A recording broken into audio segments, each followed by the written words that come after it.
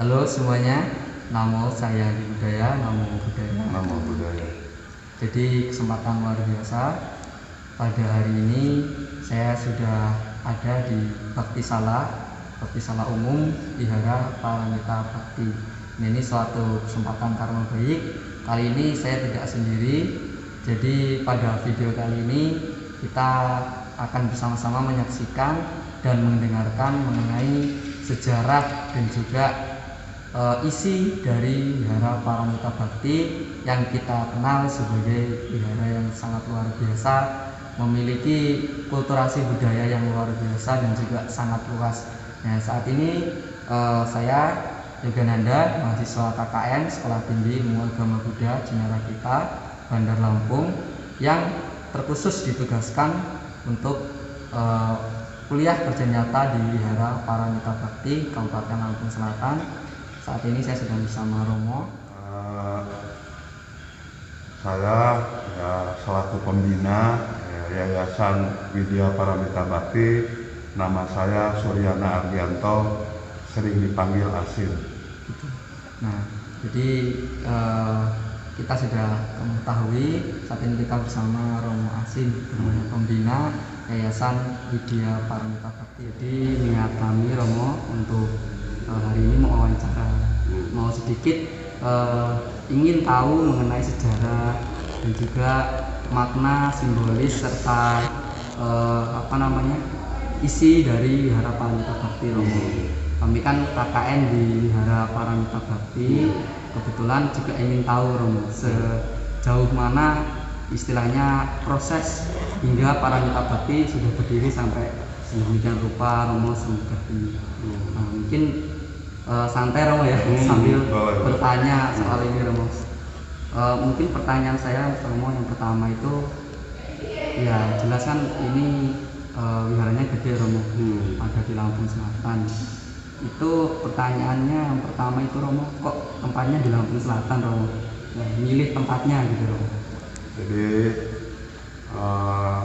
kebenaran ya, saya punya cita-cita, jadi bagaimana caranya di satu daerah itu punya center ya. Jadi center itu artinya bisa tempat mengumpul, mewadahi umat-umat yang ada di daerah. Kalau di kota kita bangun kan sudah banyak wihara-wiharanya. Nah, jadi di daerah ya kita nggak perlu umat, tapi kita center mengumpulkan umat. Bagaimana caranya supaya Buddha Dharma itu terus berkesinambungan gitu ya, untuk membantu sangha gitu. Nah, prosesnya ya ini cita-cita dari saya usia kurang lebih 18 tahun ya. Jadi saya lihat kalau di kota itu nggak usah ditanya, wiharanya banyak, umatnya juga banyak. Nah, cuma kalau di daerah toh jauh-jauh. Nah, jadi supaya antara daerah ke daerah, jadi kita jadi mewadahi payung gitu. Jadi supaya bisa menyampaikan apa yang ada di pusat begitu. Jadi istilahnya dijadikan center gitu. Ya, center. Itu pemilihan lokasi memang dari cita-cita awal dari Romo ke Lampung Selatan gitu. Ya, jadi kan kalau center itu istilahnya kesannya kan ini sunyi gitu ya.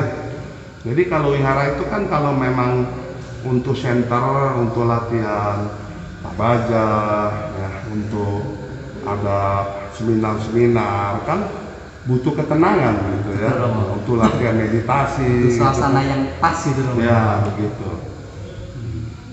Jadi memang dari awal lokasi sudah ditentukan Romo. Sudah. Lampung Selatan. Nah, terus Romo, nama wiharanya Romo, kan nama wiharanya sendiri Paramita Bakti, pasti punya makna. Apa kira-kira dari awal dulu Romo punya cita-cita sudah punya gambaran namanya atau bagaimana? Jadi namanya kan ini dikasih Yayasan Widya Paramita Bakti. Jadi Widya itu adalah pengetahuan, ya. Paramita itu kan sifat-sifat ketuhanan. Nah, bakti, jadi kita sebagai umat Buddha itu cukup satu bakti dulu gitu. Nah kalau bakti kita udah mengenal paramita, ya mau nggak mau ya kedepannya mungkin lebih tercapai pencerahan gitu. Ya udah lama itu memang di pikiran gitu. Jadi sudah tergambar. Udah. Mantap sekali. Jadi emang istilahnya wihara paramita bakti dijadikan center biar umat juga bisa istilahnya berbakti dulu Romo ya. Ya bakti dulu. Bakti dulu kan kita. Benar. Mungkin lanjut ke ini Romo ya, langsung ke arah gedungnya Romo. Saya sendiri kan mungkin pengalaman luar biasa Romo bisa KKN di sini, bisa istilahnya ketemu kembali ke tempat ini. Dulu kan masih kecil Romo. Betul. Dulu masih kecil ke sini, terus penasaran Romo kok gedungnya ini ibaratnya gimana Romo, beda dari yang lain Romo. Dari wihara-wihara yang saya jumpa itu berbeda konsepnya, lebih ke arah sakral gitu Romo. Kalau kita lihatnya kan mulai dari depan sampai masuk itu sunyi, lalu gedungnya lebih istilahnya mantranya lebih banyak Romo. Itu apa kira-kira memang gambarannya dari awal rencana itu apa bagaimana Romo?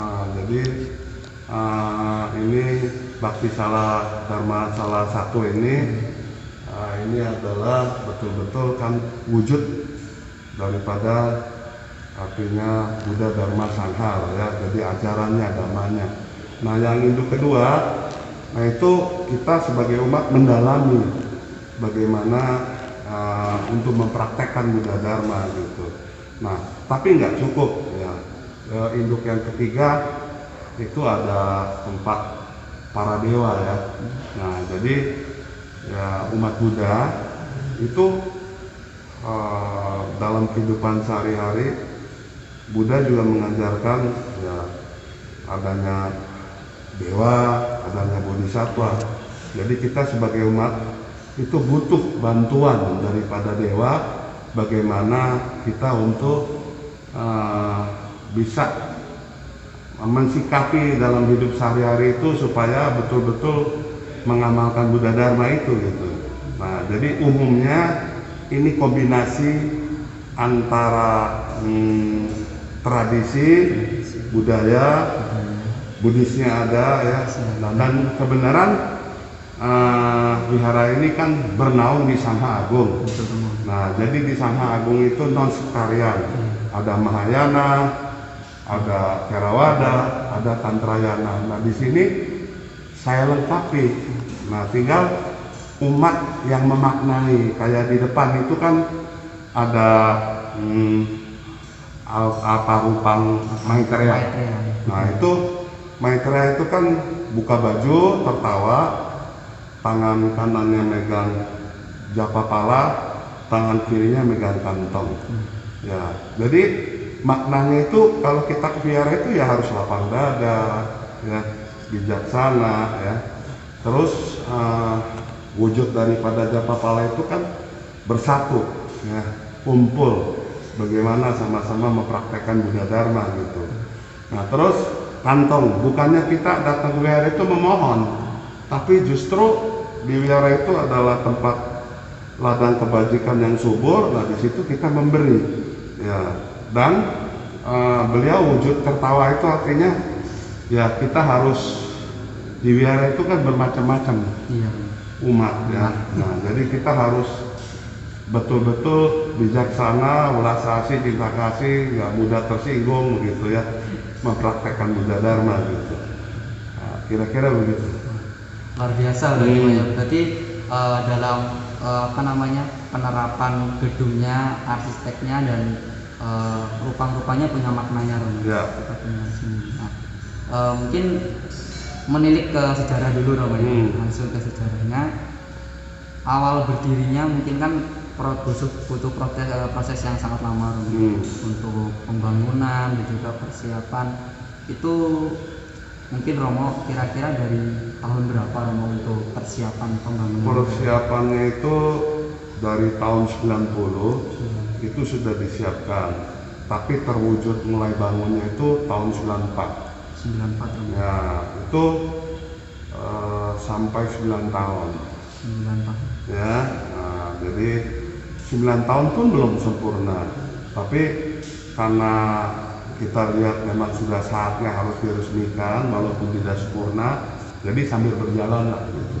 Sebenarnya ini wihara ini masih belum sempurna karena pengen ada tempat rumah abu, ya ada tempat ruang meditasi, ya ada tempat untuk sekolah minggu. Nah, bertahap lah sambil berjalan gitu. Karena center kan. Center Jadi ininya memang cita-cita dari awal itu center itu lengkap Romo. Lengkap. Ada rumah abu, ada tempat meditasi. Peresmian tahun berapa Romo? Itu tahun kurang lebih tahun 2003 kalau tidak salah. Jadi mulai dari tahun 90 udah mulai persiapan Romo. Udah siap. Nah, mulai bangunnya itu startnya tahun 94, awal tahun 95. Jadi pada tahun 95 sudah mulai pembangunan. Mulai, tapi itu nggak mulus ya. Nggak pasti Romo. Jadi sempat stagnan, nanti jalan lagi gitu. Jadi memang yang namanya apalagi membangun wihara sebesar ini Romo, pasti tantangannya sangat luar biasa. Sedikit bertanya boleh Romo ya, yang mengenai kira-kira motivasi Romo bisa melewati tantangan dalam membangun wihara sebesar ini Romo. Itu kira-kira apa Romo? Sebisa sampai bisa berdirinya wihara semegah ini Romo, motivasinya? Motivasinya itu ya semangat dari awal ya, bagaimana kita mewujudkan cita-cita itu sebagai tempat wadah ya untuk mempersatukan di daerah bagaimana. Nah di situ ya motivasinya ya saya harus berhasil gitu ya. Nah apapun yang terjadi harus berhasil. Nah itu aja. Jadi peduli ada hambatan atau apa ya itu biasa lah, namanya orang punya cita-cita kan gitu. Jadi memang hambatan dari awal sudah luar biasa, tapi semangatnya itu luar biasa. Jadi ini juga pengalaman luar biasa bagi saya Romo, bisa lebih jauh mengenal wihara Paramita Bhakti. Kan orang tahunya kan datang itu kaget Romo, wiharanya luas, apalagi kultur tradisi dari sekte yang ada di Indonesia kan banyak Romo. Ada di Terawadanya, Tantrayana, dan juga Mahayana. Ini cukup kental banget Romo ya, berbeda dari wihara-wihara yang lain. Betul. Kira-kira Romo, nantinya ke depan Romo untuk pembangunan wihara lagi, kira-kira mau ditambah lagi nggak untuk rencana-rencana ini? Kelihatannya ya kalau ditambah enggak lah, cuman ini disempurnakan. Ya, jadi tergantung bagaimana menyempurnakan itu, jadi satu persatu lah sambil berjalan gitu. Kalau nambah lagi kelihatannya yang sudah ada aja lah gitu. Itu jadi istilahnya ya sambil perawatan. Karena kan besarnya wihara ini juga butuh perawatan, dananya cukup besar gitu kan ya. Pasti Romo. Nah, makanya di Dharma Salatiga itu ada para dewa. Jadi nggak mungkin kita seorang biasa mampu mewujudkan ini. Jadi kita mohon kepada Buddha, Dharma Sangha, Bodhisattva, terutama para dewa, bagaimana caranya beliau bisa memberkati semua pengurusnya ini biar bersatu untuk menyatukan cita-cita mewujudkan wihara ini supaya sempurna gitu. Ya. Kalau tanpa dewa itu sulit. Sulit lah. Sulit. Jadi luar biasa Romo ini. Jadi apa istilahnya, dalam membangun wihara sampai bisa terawat seperti ini butuh perjuangan yang luar biasa. Mantap sekali. Jadi ini bisa jadi salah satu motivasi untuk lebih semangat lagi mengembangkan Dharma, khususnya di wihara Paramita Bhakti. Selanjutnya Romo, untuk mengenai tradisi nih Romo, memang dari awal itu sudah dikonsepkan, wah wiharanya mau dibangun tradisinya mau dimasukkan semua kayak Theravada, Tantra dan Mahayana gitu Romo, atau sesuai berjalannya lalu dimasukkan konsep-konsep seperti itu atau bagaimana? Begini, jadi kebenaran ya, wihara ini kan bernaung di Sangha Agung ya, jadi terus di bawah Majelis Budayana Indonesia. Nah di situ non sterilian, jadi di dalamnya isinya ada Mahayana, ada Theravada, ada Tantrayana. Jadi apa salahnya karena ini center, jadi ya kita lengkapi lah. Nah jadi tinggal umat ya masuk yang mana beliau-beliau itu cocok untuk mengikuti ajaran itu gitu, budaya itu gitu. Jadi ya bebas gitu. Jadi semuanya lengkap gitu. Jadi umat bisa Memilih. Jadi kita kan nggak bisa memaksa, ya kan? Jadi masing-masing umat punya kemampuan, punya cara prinsip bagaimana. Mungkin dia lebih nyaman di Mahayana ya kita ada. Mungkin dia nyaman di Theravada ada. Mungkin dia lebih senang ke Tantra memang ada. Jadi ya lengkap lah. Jadi lebih mengarah ke umat Romo. Ya, umat nyaman gitu. Nyaman jadi dia. Jadi oh begini ya gitu. Jadi sebenarnya Buddha Dharma itu bukannya Mahayana, bukan Theravada, bukan Tantra. Itu satu kesatuan Dharma ya. Jadi budaya lah itu ya. Jadi kita tuh sebagai umat harus mengenal gitu. Mahayana itu apa sih? Ya kan? Theravada itu apa sih? Tantra itu apa? Nah padahal semuanya itu kan satu kesatuan Dharma ya gitu. Jadi kalau kita baku saja di daerah Theravada aja, nah nanti yang di daerah kalau ke kota bingung, loh kok ini Mahayana ya. Kalau kita Tantra aja, kalau nanti mereka pergi ke daerah lain, loh kok ini ada Theravada. Jadi kalau semuanya ada, mereka waktu pergi berkunjung ke daerah lain tidak kaget lagi begitu. Betul, memang tujuan awalnya memang memberikan kenyamanan umat dan juga memberikan konsep baru. Kalau di daerah kan memang begitu rata-rata yang masih kaget kayak terpaku gitu. Ya, betul. Mungkin sebenarnya cuma di satu sekte atau mungkin belum pernah yang namanya sembahyang Mahayana, Tantrayana kan ibaratnya masih jarang lah Romo umat itu bisa. Jadi menurut saya kan kalau umat Buddha belajar di Theravada itu sama juga kita mendalami fondasi Buddha Dharma itu sendiri, ya kan? Nah, sedangkan Mahayana itu rumah kerangka. Nah, sedang Tantra itu satu kesatuannya gitu, melengkapi isi dalamnya gitu. Berarti kan Buddha Dharma itu sebenarnya bukan dilihat dari sektenya, tapi warnanya di situ. Gitu. Kalau kita melihat sektenya, akhirnya kan terpecah-pecah, gitu ya. Jadi wihara ini tidak mau terpecah-pecah. Jadi mereka datang lihat, oh begini, akhirnya mereka mendapatkan satu wawasan. Itu sebuah konsep yang luar biasa bisa saya dapatkan pada malam hari ini. Cukup ini ya, mungkin juga ini Romo ya, istilahnya juga belajar dari guru besar kita Sukong. Oh ya, Sukong juga kan ingin yang namanya agama Buddha tuh bisa berkulturasi dengan budaya, betul, dengan tradisi, dan juga jangan sampai terpecah belah gara-gara seperti itu. Betul. Ingat juga dari pesan Sukong seperti itu Romo. Jadi memang kalau bisa umat Buddha itu mengerti loh, ya, jangan sampai cuma memiliki satu pemahaman nanti keluar ke daerah lain takutnya kaget. Nah apalagi kan sekarang dengan adanya lintas budaya, lintas suku, lintas bangsa, lintas negara. Nah kalau kita tidak mengenal ini, tiba-tiba ada sekte yang dari luar datang, wah bingung. Tapi karena ini udah dipelajarin, oh saya udah pernah belajar sama A gitu, jadi nggak kaget. Jadi ini pemahaman baru bagi saya. Lalu sedikit Romo, kita balik lagi ke wihara. Dari awal Romo, dari pembangunan ini yang mendesain sedemikian rupa wihara, apa sudah ada desainer sendiri mungkin Romo, atau mungkin tergambar dari Romo Asih? Jadi ini unik wihara ini. Ya. Jadi spontan, ya.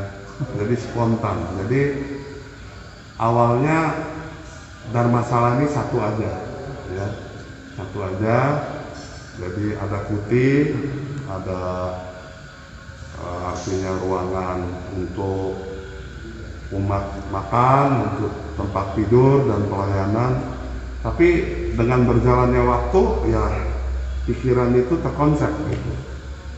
Karena niat awal itu kita mau jadi sentral gitu untuk mewadahi umat yang di daerah supaya bersinergi gitu. Jadi akhirnya apa yang dari pusat itu bisa tersalurkan ke daerah gitu, tidak terputus-putus gitu.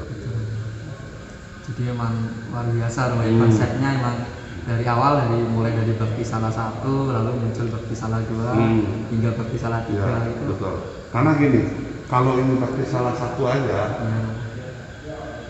lantas kaku ya kita untuk membangunnya.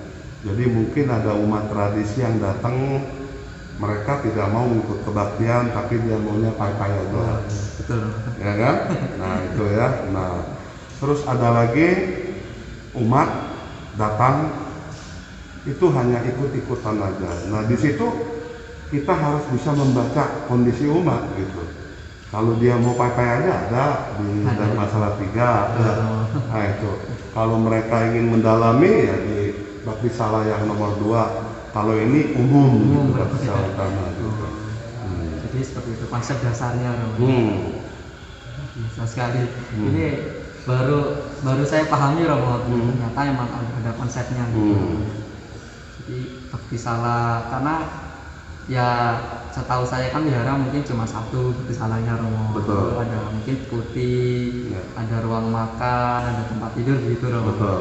Ya baru ini saya melihat sebuah wihara punya kulturasi yang sangat luar biasa. Ada 3 Bakti Sala menyesuaikan dengan kebutuhan umat. Jadi kita memberikan sarana untuk umat. Kan mereka datang dari jauh-jauh, ya mungkin asing bagi mereka untuk ikut kebaktian kan.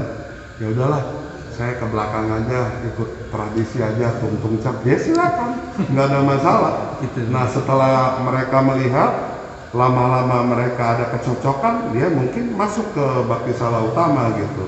Nah kalau mereka ingin mendalami, mungkin ke Bakti Sala kedua gitu. Jadi ada jenjang gitu. Jadi tidak cakur. Ya betul. Baik Romo, ini luar biasa. Lalu ini Romo yang konsep kolam di luar ini Romo. Itu kan ada 2 kolam Romo. Ya. Itu maknanya kira-kira bagaimana Romo? Orang Chinese itu yakin dengan adanya Feng Shui. Ya. Nah, jadi ini adanya di daerah itu pasti ya dari mana untuk ke wihara itu bagaimana untuk sejahtera. Nah, jadi dengan air itu artinya sumber kehidupan lah ya. Jadi supaya wihara ini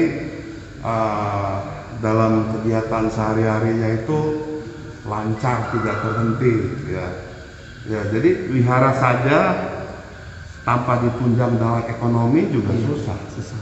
Nah, itu jadi itu kolam itu maknanya air itu sumber rezeki, sumber keberuntungan, sumber kemakmuran. Jadi saya yakin dengan saya bentuk itu wihara ini bisa kedepannya itu ya nggak bakal kurang gitu, ada aja jalan. Ada aja loh ya. Jadi emang ada maknanya. Ada. 2 kolam. Karena kan orang pasti datang itu yang pertama dilihat ada kolamnya gitu. Terus masuk ke Bakti Sala. Rata-rata kan seperti itu. Betul. Jadi ada makna tersendiri. Ada. Nah, melanjutkan pertanyaan yang telah kita tanyakan dari tadi mengenai sejarah wihara yang sudah diceritakan dari awal oleh Romo Asih dan juga apa makna dari berbagai bangunan yang ada di sini. Mungkin pertanyaannya lebih ke umum Romo ya, mengenai yang pertama spiritual yang ditanamkan di sini Romo. menurut Romo Hasin untuk spiritual yang di zaman sekarang Romo, yang sekarang kan masa pandemi Romo, yang kita ketahui semua pergerakan dibatasi, spiritual juga mengalami proses perubahan Romo. Menurut Romo Hasin mengenai perubahan itu bagaimana Romo? Spiritual pada tahun ini Romo? Jadi dari zaman Buddha juga perubahan itu ada ya. Jadi hidup ini kan anicca ya. Jadi justru dengan adanya ini kita jangan melihat negatifnya. Justru dengan adanya pandemik ini kita ambil yang positifnya. Contohnya selama ini hubungan antara keluarga, orang tua, anak, famili, saudara biasanya cuman ketemunya di malam hari ya. Kalau pagi sekolah pulang kecapean, tidak ada komunikasi. Nah sekarang dengan adanya COVID ini malah di dalam keluarga itu lebih akrab ya, jadi lebih tali silaturahminya itu lebih kental lagi. Nah di situ kalau secara spiritual sebagai umat Buddhis, ritual itu hanya sarana, tapi bagaimana kita menjadi umat Buddha memaknai ini ya. Jadi ya ajaran Buddha kan prinsipnya adalah praktek, bagaimana kita mempraktekkan di dalam kondisi apapun kita harus bisa menyesuaikan ya, baru itu yang dikatakan Buddha Dharma gitu. Jadi maknanya prinsip-prinsip agama Buddha katanya ajarannya ehi pasiko, datang, lihat dan buktikan. Kalau kita hanya datang kebaktian, ke vihara, ke setia ya hanya beberapa jam saja, mana bisa kita buktikan ajaran Buddha. Nah jadi menurut saya ehipasikonya saya robah. Datanglah kepada dirimu dan tanya, sudah belum kita mempraktekkan Buddha Dharma dalam kehidupan sehari-hari? Ternyata kita belum mempraktekkan. Bagaimana kita bisa membuktikan Buddha Dharma itu?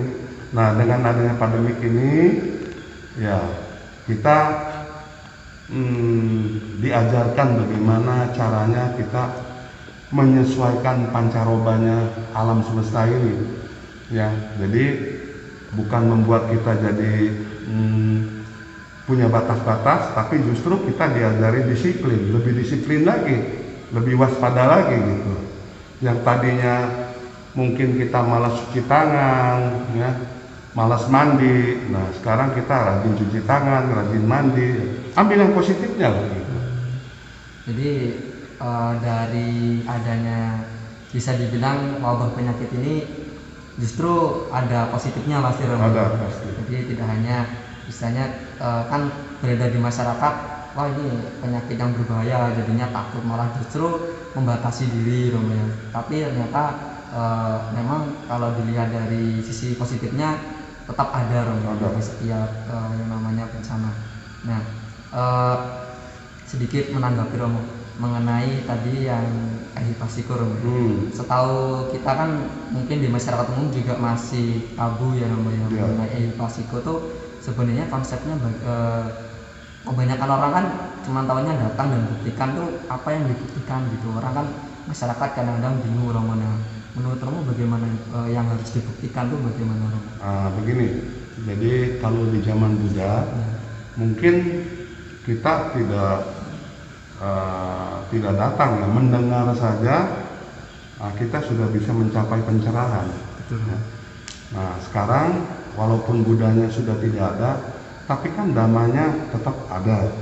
Nah jadi ehipasikonya kita rubah dengan kondisi zaman ini. Maksudnya begini, datanglah kepada diri kita sendiri dan bertanyalah kepada diri kita, sudah belum kita sungguh-sungguh mempraktekkan Dharma itu dalam kehidupan sehari-hari? Ternyata belum seberapanya gitu. Ya, nah akhirnya ya kita nggak bisa membuktikan dan kita tidak bisa mencapai. Hanya tahunya 4 kesunyatan mulia, 8 jalan utama, ya kan? Cuman itu. Tapi ya waktu kita di ruangan Dharmasala ini mendengarkan ceramahnya anggota sangha atau para pandita, atau siapapun lah. Mungkin di waktu itu kita mendengar ya apa yang diceritakan, kita tertawa, mereka tertawa, tapi pulang lupa lagi. Begitu, Ya kan? Nah, maka bagaimana sih kita bisa membuktikan Buddha Dharma itu? Ya sebenarnya mudah ya. Jadi Buddha Dharma ini sebenarnya bagaimana kita mewujudkan dalam kehidupan sehari-hari ini praktek takut untuk melakukan hal-hal yang salah. Nah, jadi disiplin dalam winaya, ya. Disiplin di dalam kehidupan ini gitu. Nah, pandemik ini salah satu alat ya. Jadi ini wabah ya. Wabah ini sebenarnya jangan kita nilai bahwa ini hal yang negatif. Tapi dengan adanya wabah ini kita belajar bagaimana caranya menyesuaikan ya, bisa menyatu dengan COVID itu gitu. Kalau kita sudah bisa menyatu, nah adrenalin kita akan naik, jadi kita terhindar dari wabah itu. Tapi kalau kita setiap hari ketakutan, mungkin ya lemah kita. Nah akhirnya wabah itu akan hinggap ke diri kita. Ini memang harus ditanamkan yang namanya jangan sampai justru kita takut terus. Ya betul. Harus ini apa namanya, kita harus berani lebih meningkatkan spiritual, karena jelas kalau pandemi seperti ini waktunya lebih banyak lebih banyak di rumah, atau mungkin waktu kerjanya juga lebih dikurangi. Ini justru menjadi peluang bagi kita untuk melihat ke dalam diri. Ya melatih, jadi melatih disiplin. Jadi kita jangan melihat keluar, karena Buddha Dharma ini kan praktek. Bagaimana kita mempraktekkan gitu. Ya, jadi kalau kita bisa praktek dengan adanya disiplin dalam kehidupan itu, ya ibaratnya winaya. Kalau kita tidak melanggar, ya kelihatannya kita bisa melalui itu wabah. Jadi ini yang menjadi pemahaman yang baru bagi kita semua, bisa mengerti sedikit bahwa memang penyakit tidak hanya sebagai istilahnya hal yang negatif, justru hal yang positif ini bisa kita manfaatkan dan kita rasakan sendiri. Ya, jadi ini kan COVID ini antara manusia, alam dengan satwa lagi tidak sinergi. Ya, jadi tidak ada hubungannya dengan apa-apa, tapi ini justru ulah dari kita sendiri. Ya, jadi bagaimana kita introspeksi, bagaimana sih kita bisa menyatu dengan alam, menyatu dengan satwa. Kalau kita sudah bisa menyatu, bersinergi, sepertinya COVID ini akan berlalu. Ya, tapi kalau kita tidak bisa menyatu, ya maka COVID itu selalu menghantui. Iya sih Romo, karena kita justru karena kebanyakan orang kan justru malah takut Romo, jadi semacam diteror dan juga malah membebani diri. Sebenarnya kan harusnya lebih bisa bersatu kembali dengan alam, mengerti kembali dengan diri gitu. Betul, karena ini menurut pandangan saya, wabah ini dari zamannya Buddha juga sudah ada, cuman namanya berubah-ubah. Ya. Nah, jadi kenapa bisa begitu? Ya pancarobanya alam antara manusia, alam dan satwa ini betul-betul lagi tidak seimbang. Nah, jadi kita sebagai umat Buddhis diajarkan bagaimana sih kita mensiasati untuk mengatasi COVID ini. Bukan kita harus menghindar dan melawan, tapi justru kita harus menyesuaikan. Ya. Nah, kalau kita bisa menyesuaikan, yaitu otomatis COVID itu jadi seperti kayak sinyal gitu. Jadi kayak seperti HP lah ya. Jadi ada ponsel, itu ada Telkom, ada Mentari, ada Tri gitu kan.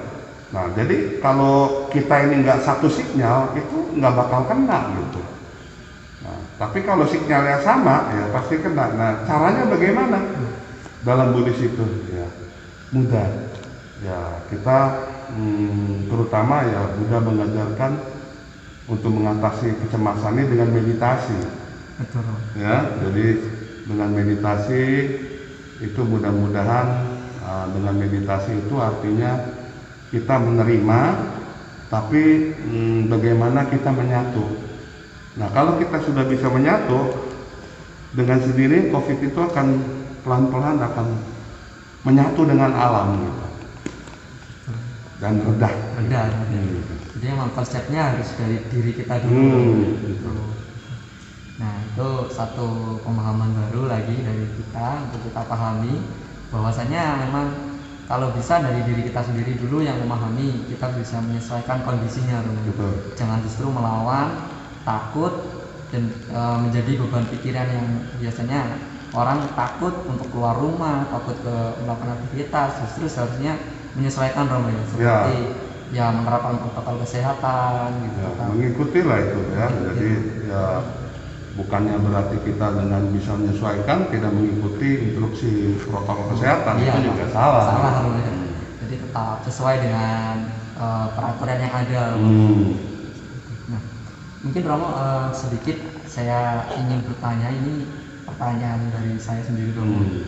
Sering saya lihat Romo mengenai beberapa umat Buddha mungkin yang masih istilahnya punya pemahaman Romo di daerah itu masih memohon gitu, memohon kepada Buddha, Romo masih istilahnya memohon, intinya ingin punya sesuatu, datang ke wihara lalu memohon terkhusus pada Buddha gitu Romo. Pemahamannya masih mengkaitkan antara Buddha sendiri dengan Tuhan yang bisa mengabulkan segala permintaan Romo. Itu sering saya jumpai di daerah dan menjadi Romo ya, istilahnya menjadi ciri khas umat-umat yang belum memiliki pemahaman baru Romo. Nah, itu sering bertanya kepada kami yang para mahasiswa dan juga para pandita, itu terkadang masih memiliki konsep yang juga sulit untuk dijelaskan Romo mengenai mengketuhankan Buddha gitu. Nah, menurut Romo kira-kira bagaimana untuk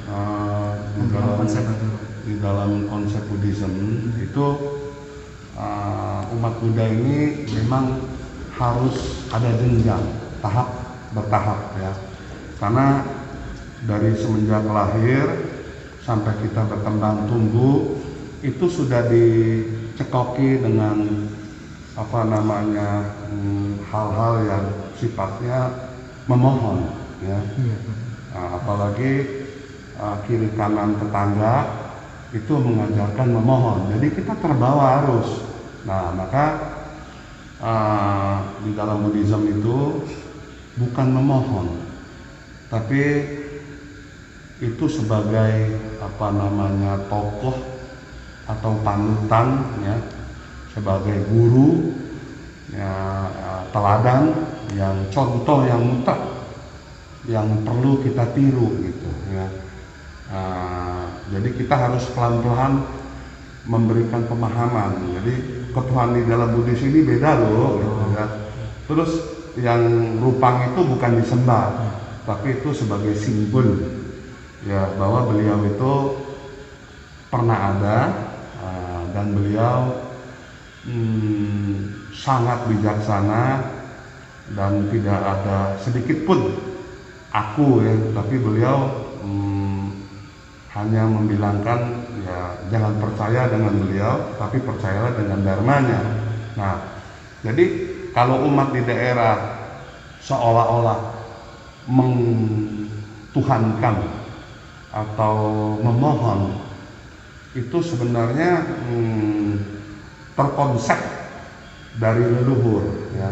Nah, jadi sudah seperti gini lah, kita tinggal di Indonesia dari kecil sampai hari ini kita sudah tiap hari makan nasi. Betul. Ya, di waktu kita ke Eropa dijejelin roti kan bingung juga.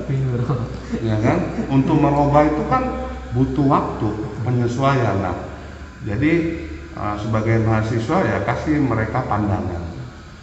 Ya, karena ini di dalam Buddhism ini bukannya jadi gini, bukannya kita menjadi tamu wihara, ya, tapi kita justru harus menjadi umat Buddha. Jadikan wihara dan setia itu rumah kedua kita. Ya, jadi wihara dan setia ini tempat bersenayamnya Tuhan dan makhluk suci, dan di situ banyak sekali ladang kebajikan. Ya. Jadi kita bukannya tamu itu artinya datang, habis kebaktian pulang. Itu Ya kan? Nah itu sedikit pun ya cuman sebatas itu saja, ya kan? Nah, atau kalau kita ada kebutuhan aja, ya kan? Betul. Nah contohnya ya waktu lahir minta diberkati, waktu mau nikah minta diwiwahakan, ya toh? Iya. Waktu meninggal dunia minta didoain. Nah itu tak boleh. Jadi kalau kita menjadi umat Buddhis itu prinsipnya jadikan wihara dan setia itu rumah kedua kita. Nah jadi kotornya wihara itu kalau kita tahu kita juga ikut kotor. Kalau bersihnya wihara itu kita juga ikut bersih begitu. Nah caranya bagaimana? Ya kita jadikan rumah kedua berarti ini milik kita, bukan milik saya gitu ya. Jadi milik semua umat. Nah ini harus dirawat. Supaya apa? Supaya wihara itu betul-betul seperti tempat bagaimana kita betul-betul hening ya di dalam mempelajari Buddha Dharma itu gitu ya. Jadi kalau parita, sutra, mantra, dharani itu bukan sembahyang, bukan doa, tapi mengulang kembali ajaran Buddha. Ya kalau kita baca saja, ya selamanya kita nggak ngerti. Jadi harus tahu itu terjemahan bahasa Indonesianya. Nah, jadi kita bisa meresapi itu Dharma itu seperti apa gitu. Nah, jadi pokoknya gini, kita tidak bisa memaksa kehendaknya mereka, ya karena mereka juga haus akan Buddha Dharma itu. Begitu juga kita lagi mencari itu.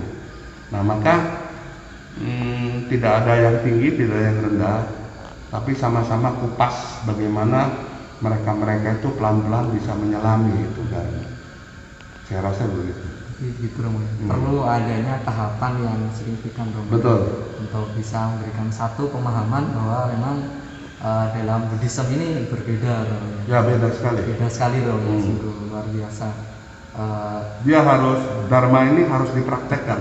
Romo. Ya. Jadi Bukannya nyata, ya, jadi bukannya menerima doktrin dan dogma, ya kan, tapi harus sungguh-sungguh dipraktekkan dalam kehidupan sehari-hari. Nah, makanya di dalam Buddhism kalau kita sebagai umat awam kalau ada hari libur ikut pabaja. Nah, di situ kita bisa tahu ya betapa susahnya menjadi anggota sangga. Ya, memegang sekian banyak winaya. Nah, jadi kita ya dan mereka jadi itu masing-masing dari awal cita-citanya niatnya apa.